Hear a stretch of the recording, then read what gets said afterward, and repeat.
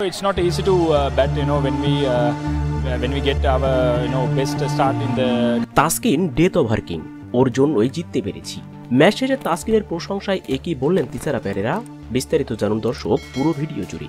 LPL এ আজ দিনের প্রথম ম্যাচে মুখোমুখি হয়েছিল তাসকিনের কলম্বো স্ট্রাইকার্স এবং শরীফুলের ক্যান্ডি ফ্যালকনস। এই ম্যাচে টসে হেরে প্রথমে ব্যাটিং করতে নেমে নির্ধারিত 20 ওভারে 199 রানের সংগ্রহ দাঁড় করায় কলম্বো স্ট্রাইকার্স। ফলে 200 রানের টার্গেটে ব্যাট করতে নেমে শুরুতেই আগুনে বোলিং করেন তাসকিন আহমেদ। এরপর ম্যাচে ঘুরে দাঁড়ায় ক্যান্ডি। একটা সময় তো মনেই হচ্ছিল হেরে যাবে তাসকিনের কলম্বো, কিন্তু শেষ সময় এসে তাসকিন যা বোলিং করলেন সত্যি অবিশ্বাস্য। ডেথ ওভারে প্রতিপক্ষ ব্যাটারদের নাস্তানাবুদ করে ছাড়লেন তিনি। ফলে শেষ পর্যন্ত কলম্বো স্ট্রাইকার্সের বোলারদের দুর্দান্ত বোলিংয়ে মাত্র 2 রানে হেরে যায় শরীফুলের ক্যান্ডি ফ্যালকনস।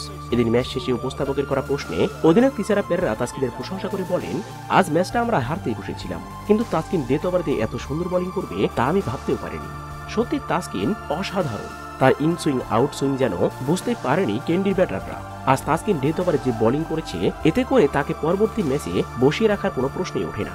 সে পরবর্তী প্রত্যেকটি ম্যাচেই একাদশে সুযোগ পাবে।